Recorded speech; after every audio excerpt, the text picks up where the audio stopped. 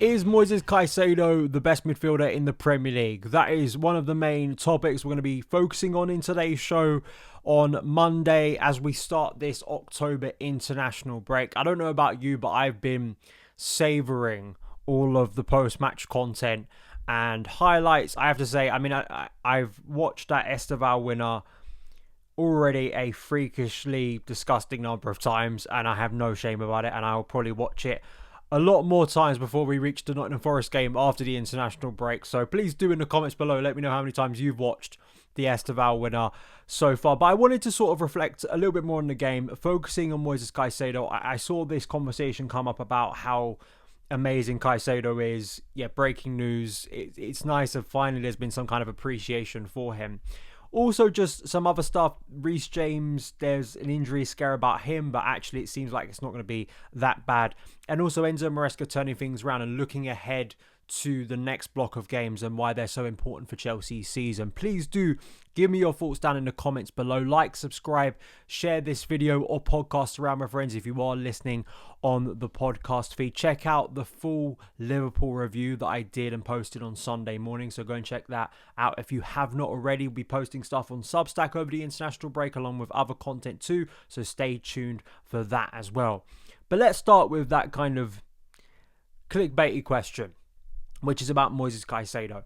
Now, I do think it is slightly frustrating to me that Caicedo has to score a goal that ridiculous in a big game to gain any kind of admiration, or at least just like focus where people are at least putting him in the bracket of the best midfielders in the Premier League. Because to me, he should have already been in that conversation over a year ago based on his form.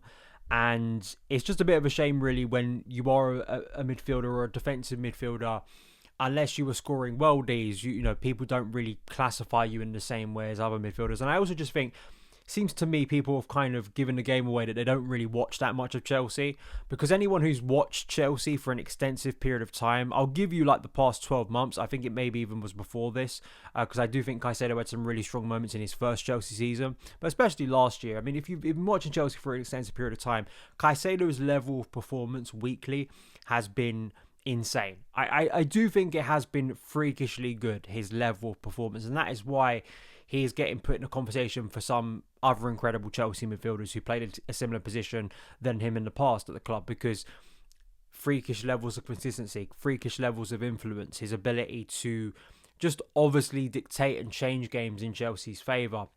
But now he's adding those goals. No player has won more Player of the Match awards in the Premier League this season than Caicedo. His numbers against Liverpool: 100% of his aerial duels won, 88% pass accuracy, 64 total touches, 11 defensive contributions, 5 ball recoveries, 5 tackles attempted, 4 of those won, 3 passes into midfield, 2 shots and 1 goal. The other shot later in the game, Mamardashvili also had to tip over the bar. I think it may have been going in, and that was Caicedo leaning back whilst taking a shot, which is just also quite insane. He's now scored 3 goals in his last 6 league appearances, which is as many as in his previous 113 games. So he's creating a knack for scoring goals, and he doesn't score simple goals. He doesn't score tap-ins. They're not scrappy goals. They are some of the best goals you see all season. So I think he's already I think he could literally have both September and October goal of the month for the Premier League. Really, the Brentford strike and this one has to be goal of the month for October, and he did it in the first weekend of the month. Data MB pointing out here that in 25-26 so far, he's in the 85th percentile for duels won, 85th percentile for forward passes, possessions won, and 80th for progressive passes. I think what we're seeing more this season, and it does remind me slightly of N'Golo Kante as he spent longer at Chelsea, is you started to see variation to his game. Remember that very old and tired debate around Kante's positioning under Maurizio Sarri? I'm not here to talk about that debate again from 2019. That's not the reason I bring it up. But I think what that season showed was there was a lot more to N'Golo Kante's game than just holding, sitting. We always knew that if you'd watched Kante at Leicester, if you'd watched him at Chelsea under Antonio Conte in his very first season. And I think what we've seen with Moises Caicedo, I think when we think of him, and I still do think it's fair to look at him as someone who is brilliant at shielding the defence, brilliant at breaking up play, brilliant at intercepting, of turning over the ball and winning tackles to an extent that few players can. And I think he wins the ball cleanly 99.9% of the time, and sometimes he's even penalised when he wins the ball cleanly and quite unfairly because he does it so often. But now we're seeing a different part to his game where I almost think he's taking more of a leadership role. And what I mean by that is not like shouting and screaming at people, but just I think in a game I said this in my review, like a game on Saturday, where Chelsea were kind of under the cosh, under a bit of pressure, had limitations because of injuries and suspensions, and you need your big players, your big figures, your big talents to step up and really drag you through a game. And to have a guy that is able to produce ridiculous goals like that, along with everything else ridiculous he does. Now, I'm also a fan of Declan Rice. I if you've watched and listened to my podcast for a long period of time, I was desperate for Chelsea to sign Declan Rice. I really was, and it still annoys me we didn't. All the way back to the Aurelian Tchouameni days. If you're a viewer or listener for that long ago, those feel like real throwback names or throwback targets at this point. And I think Declan Rice is a brilliant midfielder. And I find it really tedious because as a Chelsea fan, if you ask me Declan Rice versus Moises Caicedo, as a Chelsea fan, I'm always going to favour the Chelsea player, which is Moises Caicedo, because I do think Moises Caicedo is amazing. But I'm also someone who does have an appreciation for other players, and I think Declan Rice is also a brilliant player as well. I think they're slightly different footballers as well. I think Caicedo...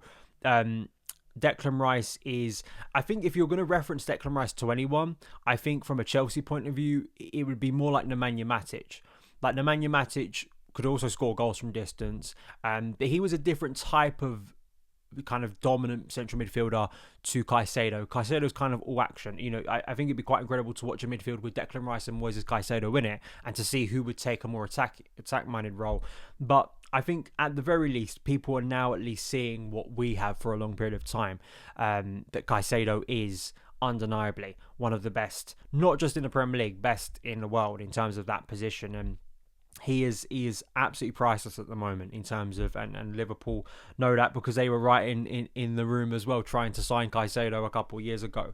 But I also felt tactically in the build up to that goal, someone pointed this out, Josh Williams, who is actually a tactical analyst who focuses from a Liverpool point of view, but he pointed out that Cucurella had mentioned post-game tactically that Chelsea knew that Salah kind of stays up and doesn't really track back, and that created lots of room for Chelsea. And the way Chelsea built up that opening goal was really the case of having an extra man.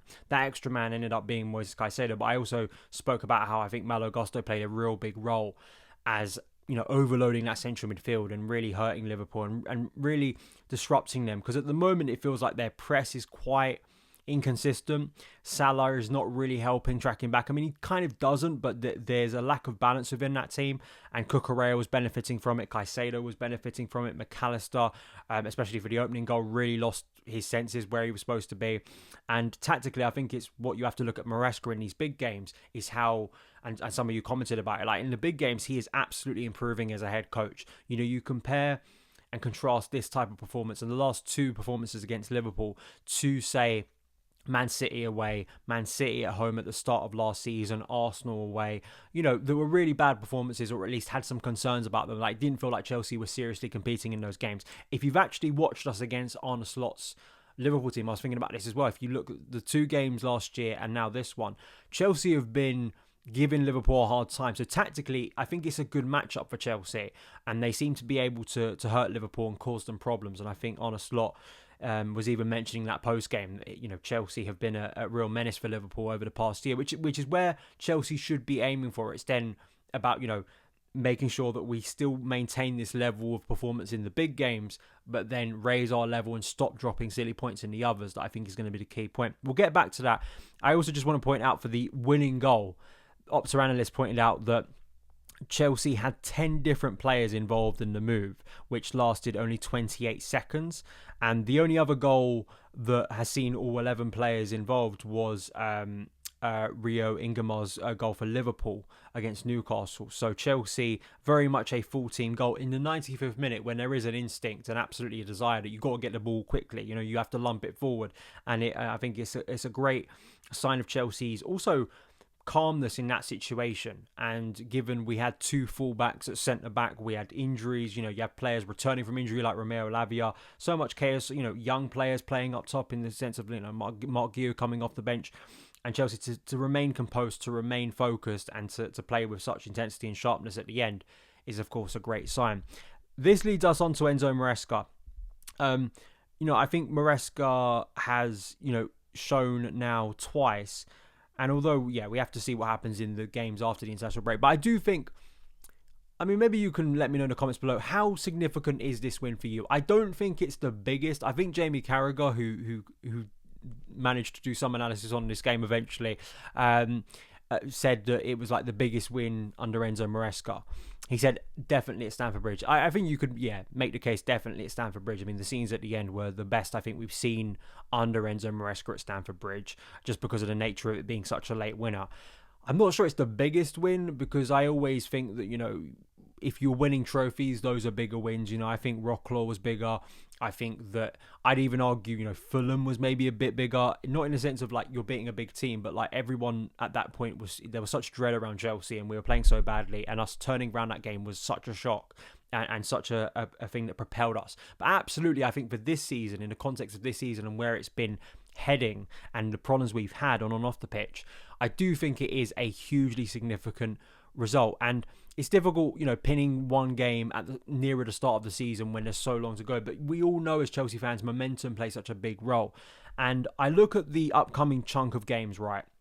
After the international break, we play away at Nottingham Forest. It's the lunchtime kickoff post the international break, which can bring some issues. But, Ange Postecoglou might not even still be in charge by the time we get to that game. Obviously, he has found it very difficult. Nottingham Forest have not had a good start to the season. We then face Ajax at home in the Champions League. Sunderland at home. Sunderland obviously have had a pretty good start to the year, even though, of course, they lost at the weekend to Man United. They've had a decent start after returning to the Premier League. We then play Wolves away in the League Cup, that is, not the Premier League, because we played them in the Premier League at home before we go to the November international break. We then face Spurs away from home. That is obviously always a big game. Qarabag in the Champions League away from home. And then we finish off, as I've already said, once again against Wolves. It's a block of games that, on paper, coming out of the Liverpool game, there should be optimism and there should absolutely be desire for Chelsea to win the majority of these games. And I think from a Premier League perspective, Forest, Sunderland, Spurs and Wolves, you want to be winning 3 of those. Spurs at the moment obviously are a lot better than they were last year, in a nice kind of sensible world, I guess you'd say. You'd want the 3 wins to be Forest, Sunderland and Wolves, the 3 games that you'd back Chelsea to win. Of course, we have a great record away from home at Spurs, and we love winning there, and that'd be great as well. But Chelsea need to start racking up some consecutive wins, and hopefully, for a variety of factors, players returning from injury, the boost that game would have given to everyone inside the club, especially the players and Enzo Maresca, hopefully that can move us forward. But it just shows you how quickly and mad things can change. I was saying this even post the criticism of Brighton, that things can change quickly. And they always can in football, and especially at the Premier League level, and why I felt the Liverpool game was such a huge opportunity. We have taken it. It's whether we can now start to put behind us the frustrating points dropped and going down to 10 men stupidly that can mean we can maintain a level of performance that puts us forward. What do you think? Because there could be a mindset that goes, Chelsea, Liverpool, the players are always going to be intense for that game. They have to be if they want to get anything from it. It's those games where Chelsea are expected to win and the feeling's a little bit more sluggish. Sunderland at home at 3 p.m. is never going to evoke the same emotion, most likely, or the same intensity from minute 1 as Liverpool. It never is. So you have to understand that. But then if you want to become a top Premier League team, like winning the Premier League title, you have to be able to do both. And I think that for me is, I want to see proof that Chelsea can do both this season. The only other thing before we wrap up today's show is Reece James. I was scared because he has dropped out of international duty, and I read it this morning and I thought, oh no, literally we can't have anything nice. Reece has got injured again. Luckily, from what it sounds like, Simon Johnson reported this, that it's only minor, apparently. It's nothing major. He posted a picture, Reece, after the Liverpool game of a pretty nasty looking cut onto his leg, I believe it was, that he sustained during the game against Liverpool. I wasn't sure. I know he had I think it was a challenge either. It wasn't the Isak one that Liverpool were calling for a penalty. I think it was another one against Gakpo where he sort of lunged in and he was telling Anthony Taylor after a mark was left on him. And I think this is the injury we're referring to. I actually think it's great. It's great that Reece can recover because Reece has had more of an intense schedule in recent times. And listen, as some of you may like internationals, it's never going to come over the club matters for me.